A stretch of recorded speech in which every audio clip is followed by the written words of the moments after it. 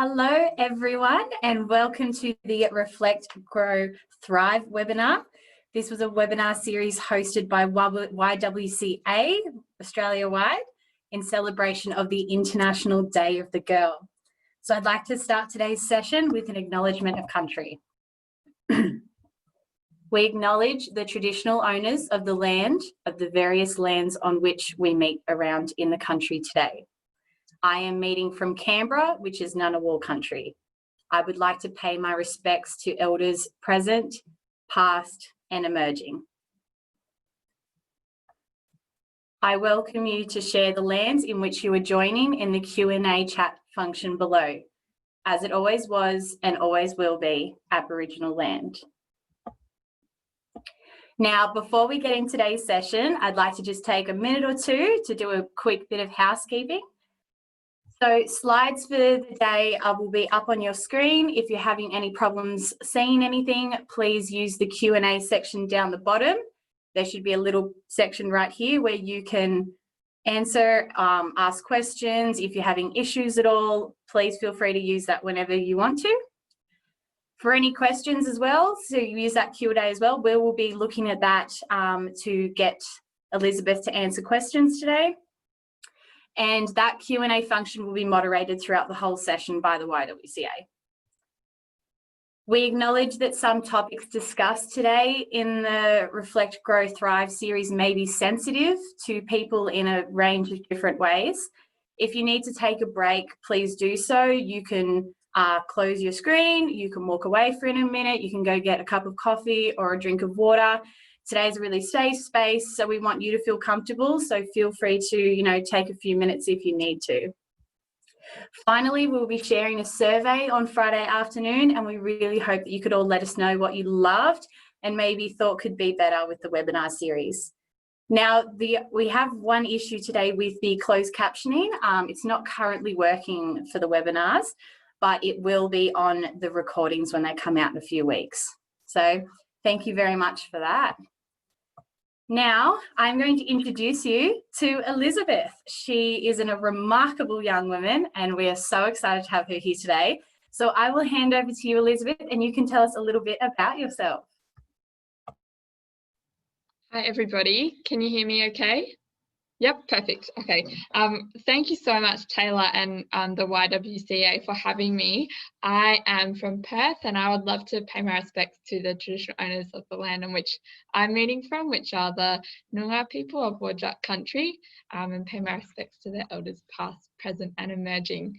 I'm really excited to be here today and to talk about one of my favourite topics, which is all about careers and finding your passion and how to find more meaningful work. So I run a startup called Purposeful, which is all about helping young people do just that, essentially. I'm going to just share my screen with you now and get started.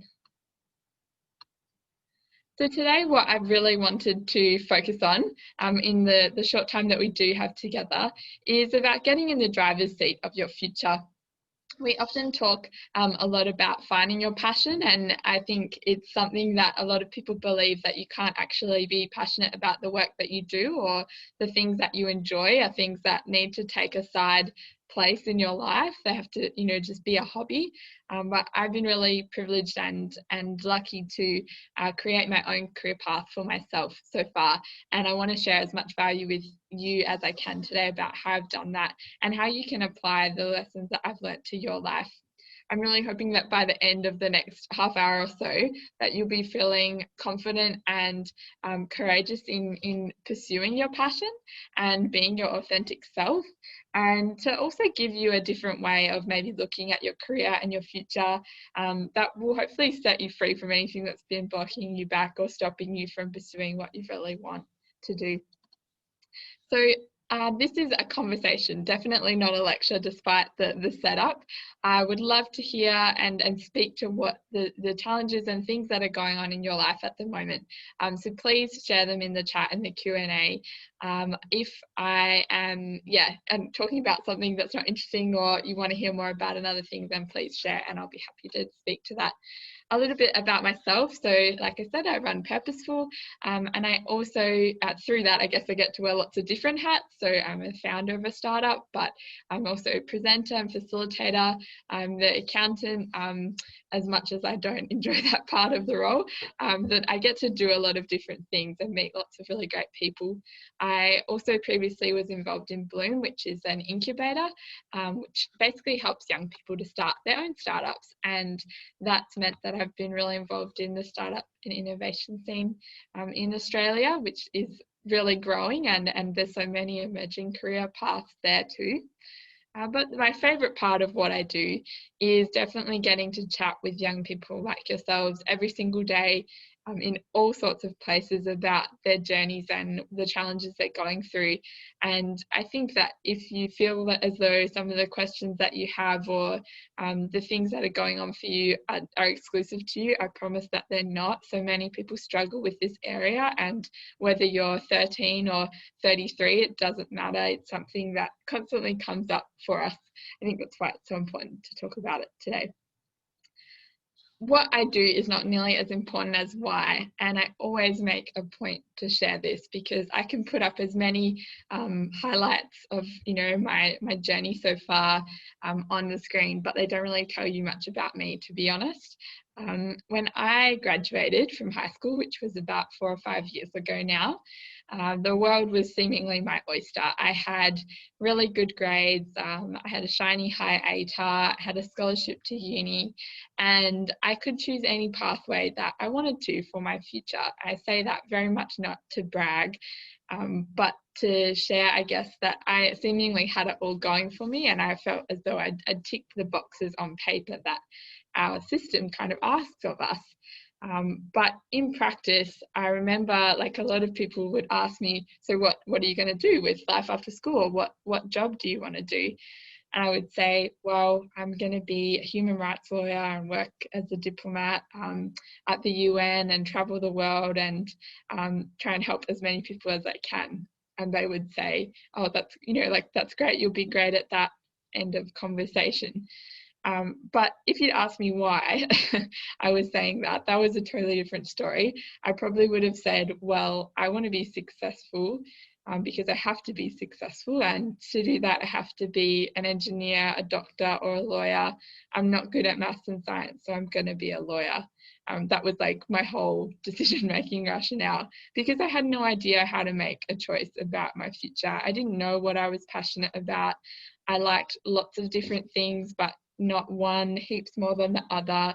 And when after graduation, when all of the celebration kind of ended, I was so burnt out, physically and mentally. I never really experienced that in that way before. I actually was so burnt out that I really couldn't do anything properly or live my life how I had been for the 6 or 12 months after graduating.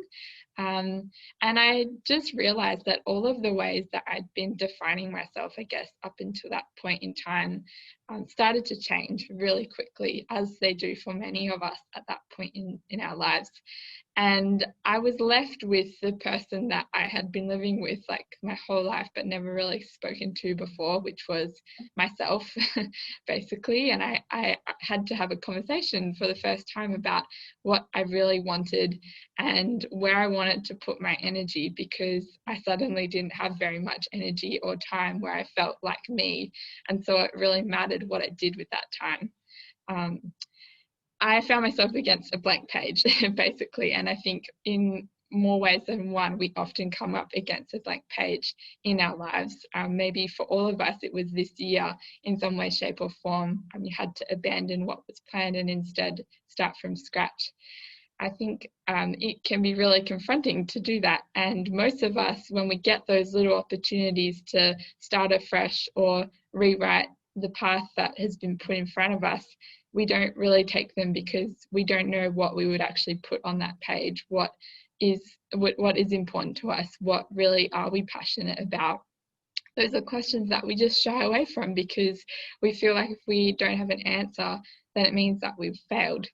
I think that it's super important to consider learning about yourself as a subject or something you've got to learn and practice as much as anything else that you're starting out at.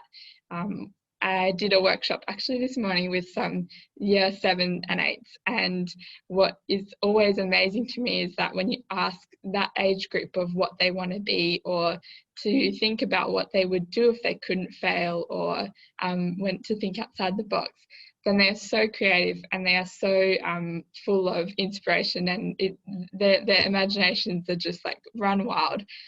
Whereas if I do the same session with a 20-year-old, then already we put so many reasons on ourselves and limitations as to why we can't do something. So I really believe that we all have a choice to either pursue the path that has been written for us, and we can't necessarily control what that is, or to ignore it and to rewrite it in our own words and in a way that is really around what fulfills us and what is meaningful to us. Because if you don't, design your own life plan, then the chances are you'll fall into someone else's plan. And I say this quote not to freak anybody out or to make you feel like you have to have it all worked out, because nobody does, but that you need to have a vision, some kind of idea of where you want to end up. It doesn't have to be super clear, it can just be fuzzy and in the distance, but at least that can kind of drive you to where it is that you want to go, or at least help you to make decisions based on what matters to you and not what everyone's putting in front of you on your path. Not doing things because you think you have to, but because they're things that are purposeful for you. And if you don't, then the chances are someone else will create a plan for you.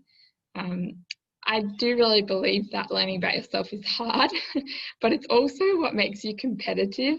I could talk about this in like a lot of different ways. I can talk about this from the perspective of, employability and actually getting jobs. But I think that the reality is that the world is a better place when we find our place in it, and when we find the things that really fire us up, and when we can really stand in our own and know that what we're doing is important to us and that's where we really want to be. I think there's so much power in that, and I don't say that in like a wishy-washy way. I seriously mean it, that you're at your best when you're doing what you love.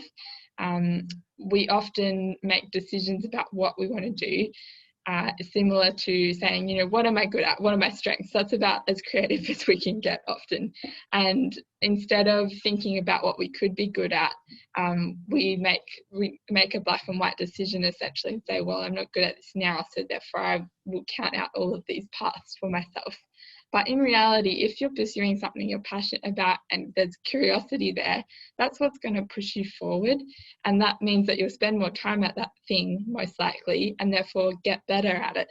That's certainly what I've found and seen in so many people who start on paths where they don't necessarily know anything about how they're going to achieve it, but spending more time around that thing that they really love and around the people that align with their passion too, that does something really special. I also think from an employability perspective, not many people do this. Most people spend their whole careers trying to be what the job description says or what they think the interviewer is going to want, when in reality, if you sit in the interviewer's shoes, then they see hundreds of people doing that every single day. That's not special. We have this like unique makeup in ourselves in terms of what fires us up, what makes us curious, what we really love and what we really don't love. Those things that make you unique from day one, and I think learning to embrace that is just the best feeling in the world. Don't worry, I'm going to talk about how you can do that too. But a little more on terms of careers and employability. We have this weird obsession as a society to with what's with what's essentially what you do, what you want to be, what you're studying, what your path is, and it means that I think our answers become pretty uncreative in a lot of ways. There's a few reasons why I believe that why you do what you do is way more important than what you do in itself.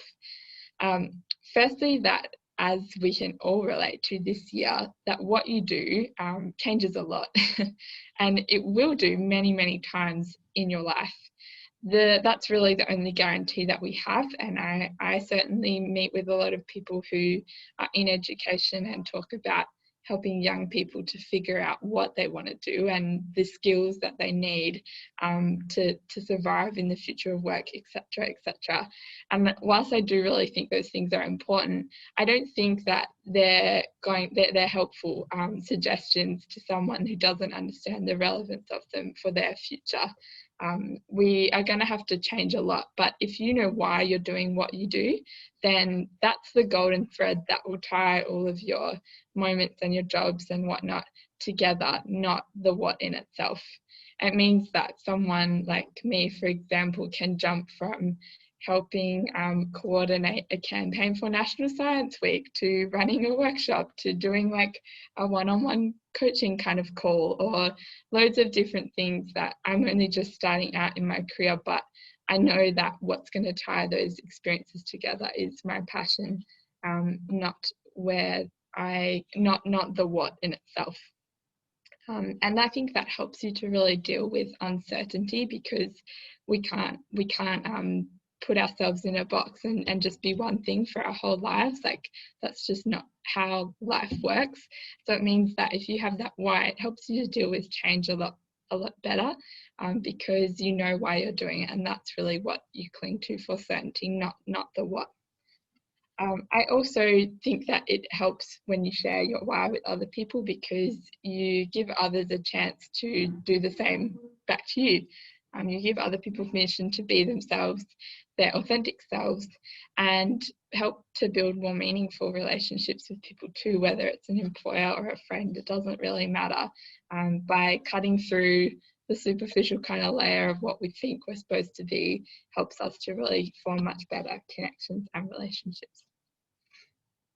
And finally, I think that what is often really challenging, if you're someone that has a passion perhaps that you want to move into that maybe isn't where you are at the moment, whether it's your job or your study, or if you have so many things that you're interested in, you just don't know how to filter down to one thing, start before you feel ready, because especially if there are lots of young women on this call at the moment, you're never going to be ready, not to what your standard of ready is. I say that as a practice perfectionist.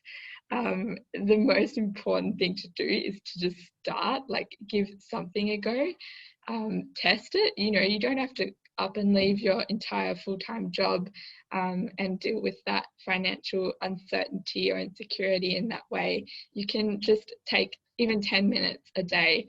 Think about if you had an extra 10 minutes of your day to do something that you were passionate about, how would you use that 10 minutes? How would you use an hour? How would you use a day or a week or a year? What would you fill up that time with? And I find that mindset really helps when I'm approaching something that's daunting or I feel really unsure about. And I always give myself permission to like go back on my decision if after that 10 minutes I'm like, no, I don't like this, then I won't do any more of it. But most of the time you keep going, because starting is the hardest part. I also think that we have this new sort of obsession lately. Like if you look at a lot of ads from employers or graduate employers, which I certainly get a lot of because I look at their programs and whatnot as for my own research, they all know that we want more meaningful work and to have passion and fulfillment in what we do. And I can talk a little bit more later about why I think that is, but it's something that the employment market is certainly in tune to. They're just not sure how to deliver on the other side in some ways. We're good at telling stories about that, but I think it's harder to actually in practice find, you know, a ready-made opportunity that is exactly aligned to who you are. I think you really do have to start in little micro opportunities and build them up for yourself, instead of expecting it to be like one day I'm doing something that I don't like and the next I jump straight into my full-time dream job. Change is usually, in this sense, is usually a lot slower than that, so it's important to just try.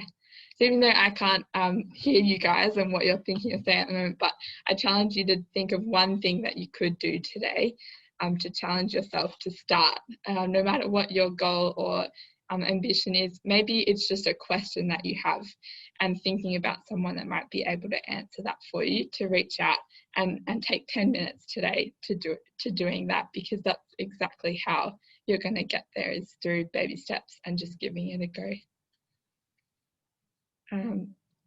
I think also, so I wanted to talk a little bit more about making decisions for your future, particularly in how to build up more ideas about what you are passionate about and where to start, how to start having that conversation about with yourself, about yourself, basically, and who you want to become.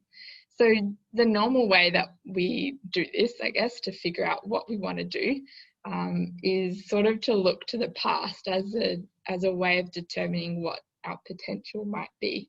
I really have an issue with this, because I don't think that, you know, what you have been has to define what you'll be good at in the future.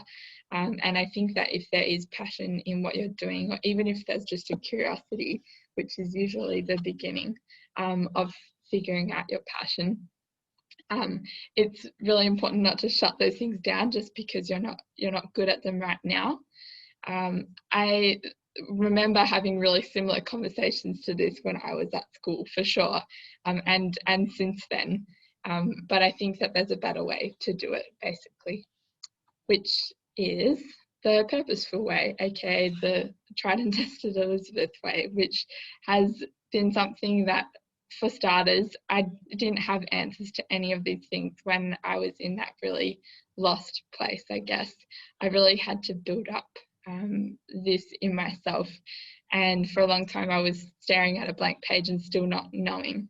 But it was the process of keeping on coming back and trying to answer questions about what I was passionate about, what was important to me, what made me curious, that helped me to guide me to what I wanted to do next.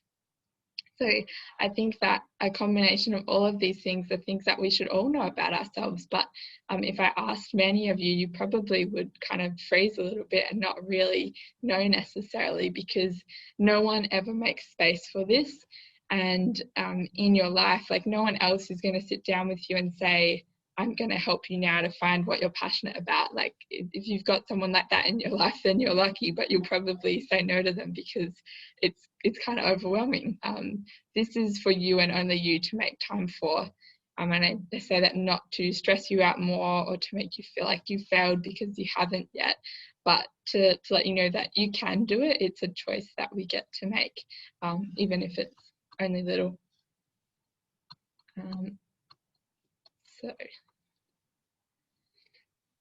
So when with passion, for me, it is really an emotion, or like an emotional kind of experience, which means that it's not set in stone. It's not really fixed. Passion is like having like a spark of something in you that is, whether, I always find it easy to think about it in terms of like relationships, for example. Like, you might connect with lots of people and there might be like a spark, but it's only the people or person that you really like continue to give energy and attention to that you can fuel into something more meaningful. And I think that works with passion in your career too, because lots of us maybe think, I don't have like a passion that I really could make my full-time gig. Well, you probably do, or you don't just yet. You just haven't given it much space or like air or time in your brain to think about it. So the first thing to finding your passion is really just giving yourself space and then an opportunity to think about it. Literally, it's the same with most of these things. You have to give yourself a chance. I think that another thing about passion and why it's so important in our work is that it really breeds this sense of urgency and importance and power in what we're doing. And I don't mean that we're powerful, but that there's significance to our work. And the great thing is that because it's emotional, it kind of leaves clues in our past and our experiences. So you can look to your past experiences and things that maybe have really frustrated you or excited you as a way of giving you a hint as to where your passion might be. And what I really recommend is then actually mapping out what those potential clues are and giving them some space, exploring like, why is it that that's something that sparked your interest or fired you up? That was certainly the case for me. I realised that I always got really frustrated about education, and it took me ranting about it so many times for someone to turn around and be like, isn't it like because you care about it, or are you going to do something about it? And I realised that it was because it was something that was that important to me, not because passion can, I guess, not always look like a good thing in a way. It might present itself in different ways for you. And then, yeah, I might just, I wanted to jump to questions as soon as we could, but before we do that, I just want to say that this stuff can be really overwhelming, and I really am so impressed and grateful for you all for tuning in to give yourself a chance. The way that you figure this stuff out is, yeah, through baby steps, as I said. There's not like a giant, epiphany that's going to happen necessarily that will wake you up to a whole different way of doing things. It happens by actually valuing getting to know yourself and giving yourself the space to come to these conclusions. You might not, if you're so fixated on the what am I going to do rather than the why, then it just limits your options, I think, so much. So yeah, thank you so much for tuning in. I might jump to Taylor because I think that you have questions, but yeah, it's been really lovely to chat with you all this afternoon. Wow, Elizabeth, thank you so much for that. That was incredible. So much really good information there. So thank you so much. No worries. Yeah, it's interesting the things that you actually spoke about. I realized Elizabeth started talking and I realized that I was just so excited to get her on. I didn't actually introduce myself to anyone. But I've got a really similar story. My name's Taylor Perrin. I'm part of the Australian Young Women's Council, so that's why I'm here today. But I started in construction. So I did my apprenticeship and got into a male-dominated sort of sector of work and pushed through. And I'm like really high up in construction now. And at the start of this year during isolation, sort of sat back and, like Elizabeth was saying before, sort of realized that it's probably not my passion, but was worried because I'd spent so many years working and pushing up the ranks, and that like giving that up was a very scary thought for me. But I knew that there was things that I was a lot more passionate about. And I realized that something that was really passionate for me was sort of like what Elizabeth does, which is why I love her work so much, is helping young people realize that, those big dreams that you have when you're little that sort of die off due to like what you think your family wants you to do and what you think society wants you to do and what's the smart move and what's the correct thing to do for my future. I'm really passionate about sort of showing people that just follow your passions and your dreams. Like don't trim your wings. I love to always talk about it like your wings. Like everyone's born with this big, great set of wings. And during like our time on earth, they get snipped down little by little through like different circumstances. And it's about growing your wings back and getting very passionate. And so, yeah, I just got up during COVID and I started doing a podcast and I started a brand. So if you guys are interested in anything like that, the podcast is called Chase the Feeling, and you can find it on Instagram, Spotify, and Apple Podcasts. So yeah, sorry I didn't introduce myself. I was just so excited for you all to meet Elizabeth. But let's get some questions in, Elizabeth, because I know that there's so many people here that want your good advice. So the first question we've got from you, from someone who's listening today, is, I really struggle with connecting with people in my dream career to learn more about how to get into the field. Do you have any recommendations for networking genuinely? Yeah, thank you so much for the question to whoever it is. And I think it's a really good point. And it's if we think about it, it's usually the first barrier, right? Once you decide, this is what I want, like how on earth do I break into that? Something that I say, this is kind of a cliche answer, but LinkedIn has been so important for me. I find that in terms of being able to communicate genuinely and being authentic, there's lots of inauthentic content on that platform, which means that when you share things that are authentic, they get crazy traction, like from people that you don't know. It's a really great platform for putting out what you believe in, and it will, for once, the social media algorithms kind of work in your favor, because it then sends it to lots of people that really resonate with what you're saying. So I'd really advocate for using LinkedIn more in that way, just as a tool for putting your authentic self out there and being able to get connections from people that way. That's been something that I've found happens quite organically.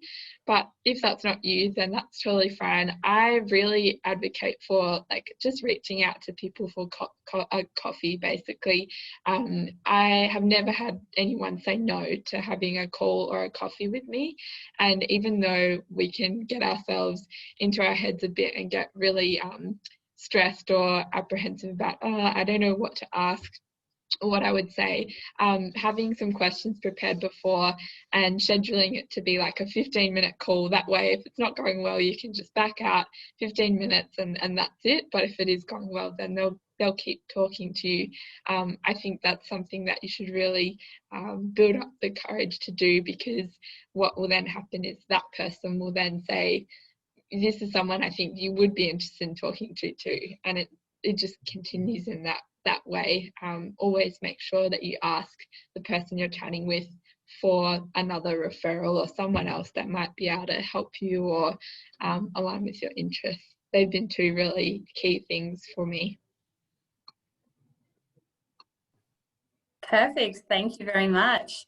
Okay, another question for you. They're rolling in. So we've got someone who's listening today who has asked you, I struggle with wanting to pursue a creative career when my traditional family wants me to take a safer career path.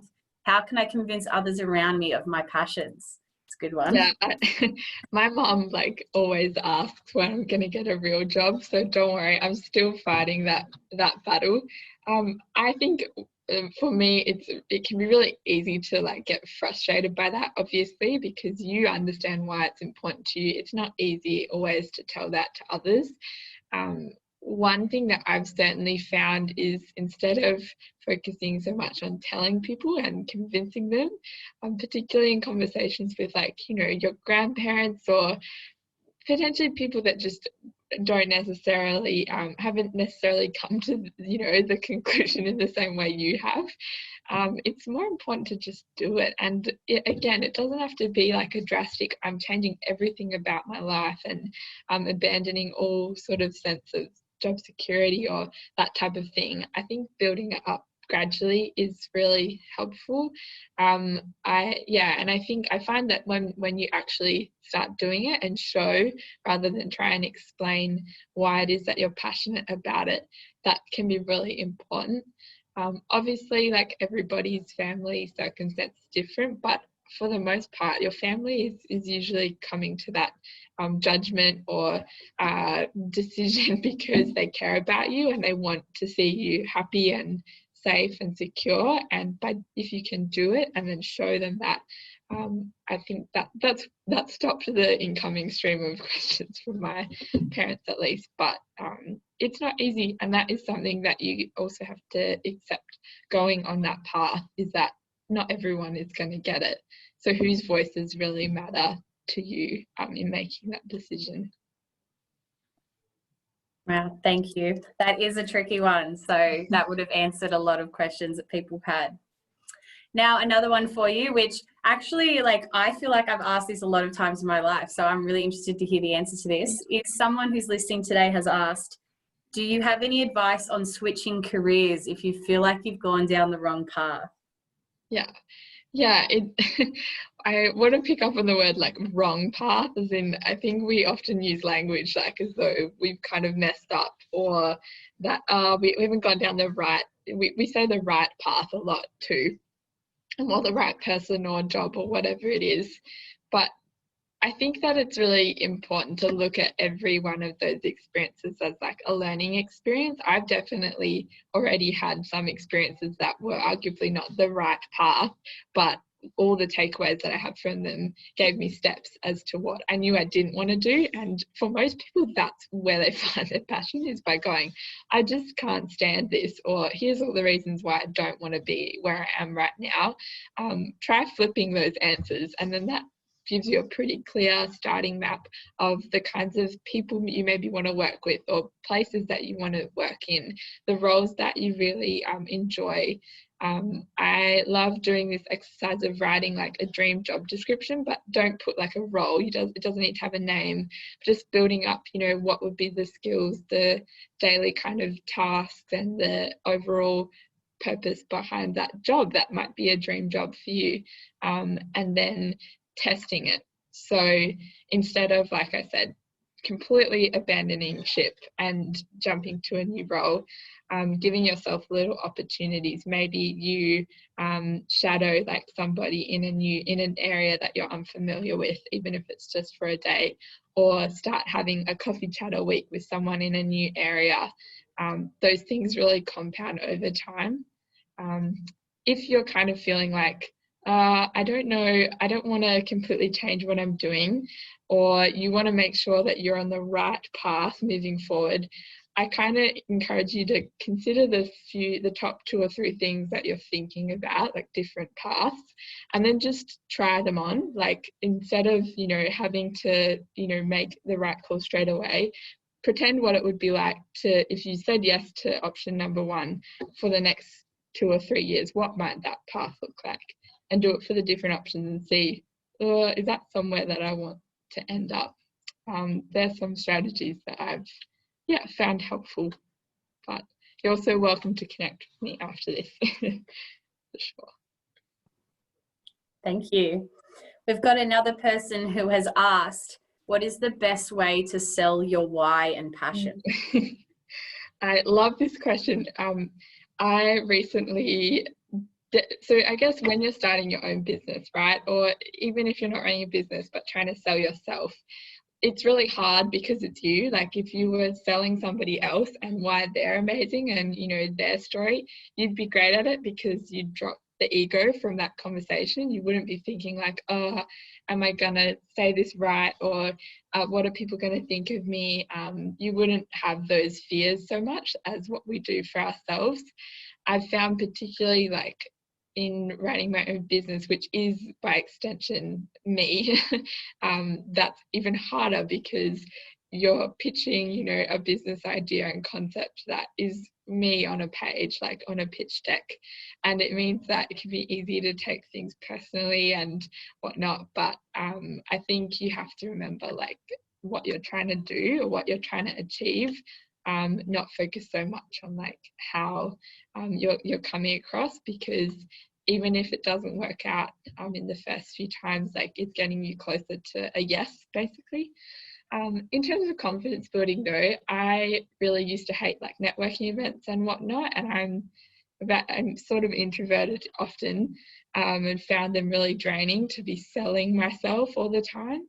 So I really have practiced having like a couple of lines that I use that really articulate who I am. That's ironic that I couldn't say articulate properly.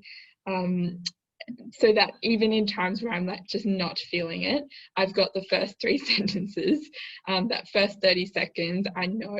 And you literally might practice that, like be writing it out and journaling it, and just having that to fall back on, so that you've got a what or a conversation starter that will get people talking. I find that really helps me for times where I'm just not feeling like selling anything, let alone my own why. But sorry, one last thing, you also will find that you won't need to sell so much when it's your why. Like, people will either resonate with it or they won't.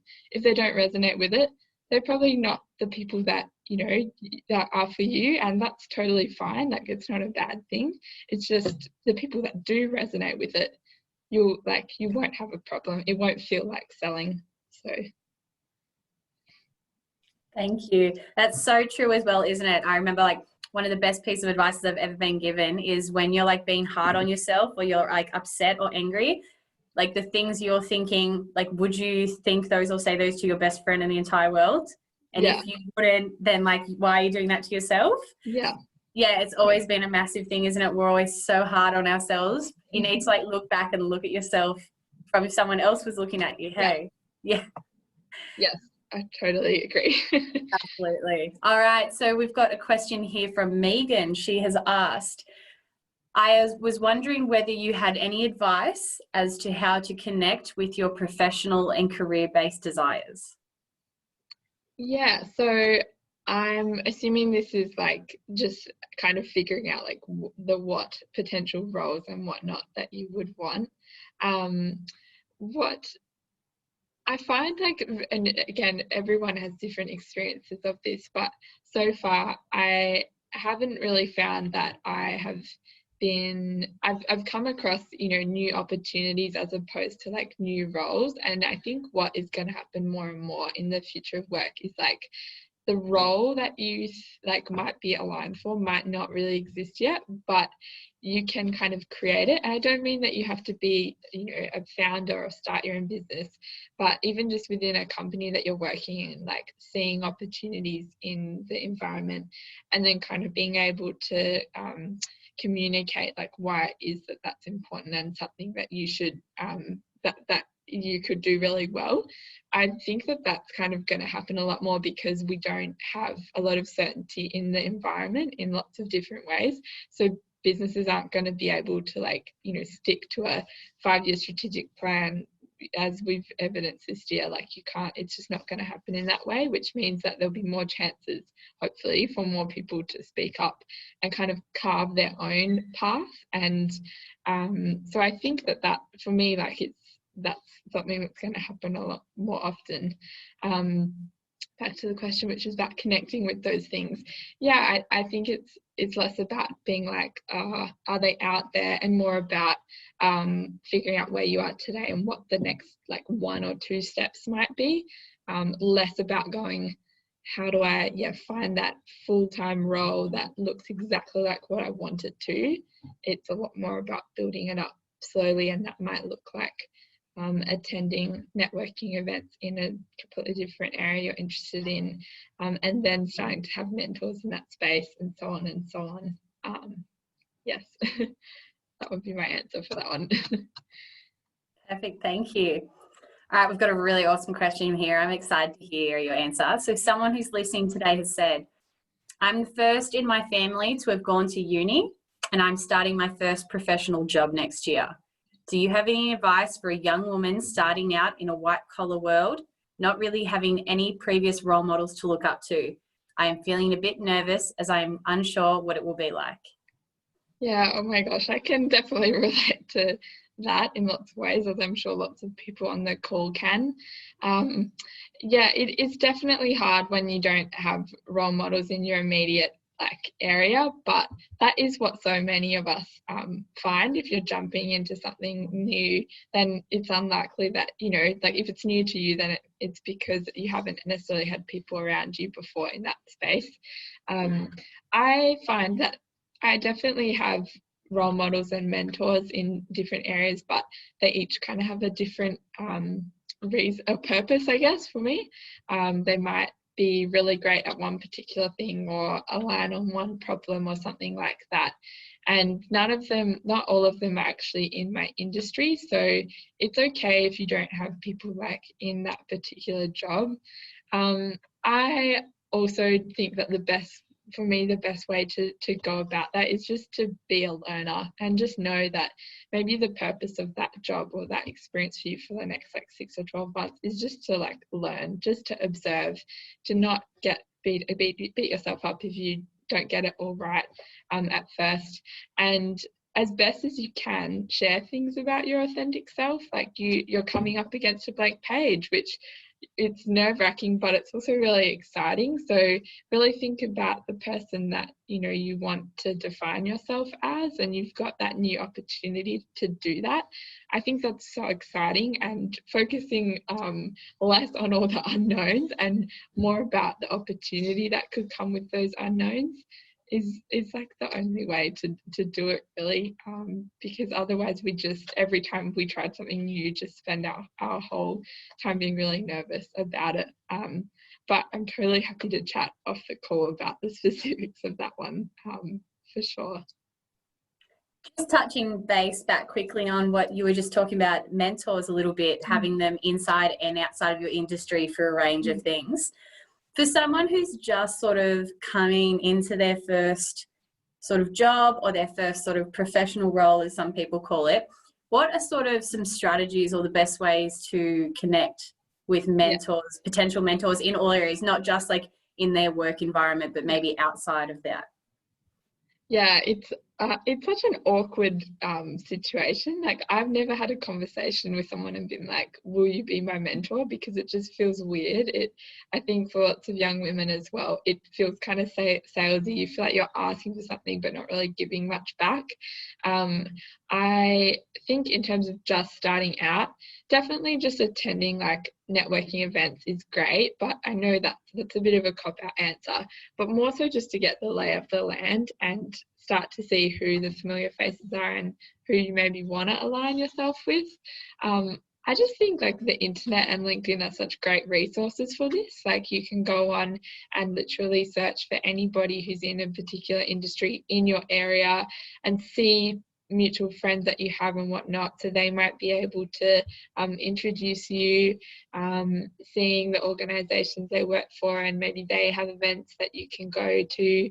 Once you've got a bit of a picture of like the problems and passions that you have, then it's really easy to find the places where people are around those passions too. So if you can articulate them, then I just think there's so many great resources out there. We just don't use them often. I think you don't have to ask like one person to be your mentor and they're, you're one person for everything. I like I said, have mentors that I know can help me with one thing really well, and other things like they're just not the right person to go to. And that I find makes it feel less transactional, because I'm not asking for so much from one person. I'll send a really like specific question in an email to them, and because you're mindful of their time, just make it as easy as possible for them to say yes or to give you an answer. So not just saying like, I don't know what I'm doing, try and articulate what is missing or what the question is that you have. That takes the pressure off, I find. So yeah. Absolutely. And I find it really interesting as personally as I'm getting older, I always thought a mentor would be someone that you would like get through the workplace, but I've actually gotten mentors from like doing my diploma in leadership management, and one of the panelists on one of our like training days, like sending them an email afterwards and being like, I really feel like I align with like what you had to say today. Would you like to have a coffee? My shout. And like when I was like, after I left the coffee, I was like, that was nowhere near as scary as I thought it was going to be, because I always assumed it would be like a boss or like a person at work who's above me that I'd be like walking up being like, excuse me, like so as you grow in your role and like in your communities, I feel like it's like just being really open to everything as well, like you said. Definitely. I really want to answer one question that I've seen here about vision, mood boards, etc. I was just about to ask you that, so go ahead. What are your thoughts on vision and mood boards? Yeah, I'm so sad because I didn't actually put it in the slide deck, but I do lots of workshops on vision, and always include like my own vision. I'll try and bring it up if I can in a minute, but I think having a vision, like an actual vision board, is really important. It is something that, in January every year you see like people posting on Instagram and stuff with their nicely curated mood or vision boards that then you don't see it again because they don't do anything with it after January. For me, my vision is like, if it's something that you're really comfortable sharing with someone or posting on Instagram, then it's probably not that personal. Like, it's probably, you often see vision boards that are clippings from magazines and whatnot, or just lots of like words, like that's it. But a vision board is supposed to be something that shows you what would it be like if I actually achieved that goal. Like, what would it feel like? who would be there, what would I envisage happening? And the reason why is because then if you can kind of trick your brain into thinking, yeah, this has already happened, then it's like, why can't I do it again? That's kind of the thinking behind it. In practice, I think I actually take like 2 or 3 weeks every year to create my own vision board, and really making sure that what I put on it isn't just like things I think I have to do or should do. It's things I really want to do. It doesn't always have to make logical sense. It can just really be what you feel is important for you. And it is something that I usually do share, but I always say, like, do the diary test. Does it feel like you're sharing your diary with someone? If so, then you've got it right. Then it's really tapped into what's really deeply important to you and what you're scared that other people might judge. So yes, I really think they're important. But I also think that with anything like personal development, pick and choose what resonates with you. What doesn't, leave behind. That's fine. Figure out if a vision board works for you, then do it. If it's not, then no pressure. Thank you for that. We've got a question from Sarah. She has asked, some people have recommended volunteering as a way to get some experience doing something you're passionate about. How would you recommend finding an opportunity that is a good fit? Yeah, I think that really all the answers I've given, and hopefully this comes across, is like when you start putting yourself out there, you'll find those opportunities. Like, it again sounds like a cop-out, but it really does happen in that way, that the more that you share your why, your story with people, the more that they feel they've connected with you, the more likely they are to tell you about other things that are going on. I really advocate for trying to use social media to your advantage in that sense. So go through your accounts, particularly on LinkedIn, and just go and follow areas that you think you're interested in, or not-for-profits that are similar. Then go on their page and see who are they following, and just like go and follow all of them. That's honestly how I've found lots of different things. Similarly with like people who always get cool things, like go and follow them and make sure, see what their feed kind of looks like. That's a really easy way to do that, and it's super accessible because we put everything online. In terms of volunteering, like I have definitely done my fair share at uni, and again, I found out about those things by being around people who were aligned with what I was doing. So it's a bit of a chicken and an egg situation. Like, did the opportunities come before, or the people come first? It's often both. But I think that lots of people, especially if you're giving up your time for free, there's so many people and businesses that want that. So even just thinking, like, have you actually spent 10 minutes just sitting down and emailing 10 different places to see if to see if they've got anything available? Like, if you haven't done that, then do that first. Don't just think about it, like actually see if that doesn't return anything for you, then yeah, go to plan B. Thank you. All right, we have a question from Emily. She has asked, with so many networking and career events being moved online for the foreseeable future, do you have any tips on how to make the most of the time, especially when it feels less personal and harder to stand out? Yeah, that's definitely challenging and even more draining, right? If you're introverted, I find being on a screen is like even harder sometimes, especially for so long. But I've honestly found that it's been a really positive thing. I've started reaching out to people across Australia, like we were just talking before this session about this, how we probably wouldn't have found each other if not for this situation.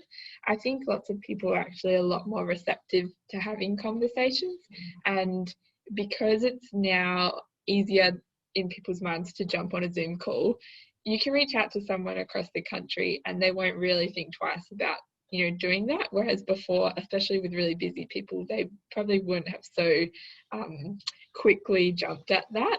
So I've found it a lot better, honestly. I just think just ask as many people as you can.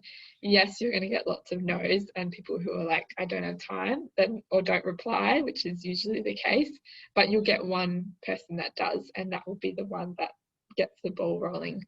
So yeah, using LinkedIn or email, like that, just to find people. I also often go like, if I can't figure out the person's email, then I'll go and like find the organization's email and see if I can work it out. Like, it's most information is out there if you look hard enough. So yeah. Absolutely. Now, I know we only have a couple of minutes left, but I'll ask you one more question, Elizabeth. So someone who's listening today has asked, I've been looking for my first job. However, I have no experience. How can I send through a resume and list my experience if I can't get my foot in the door? Yeah.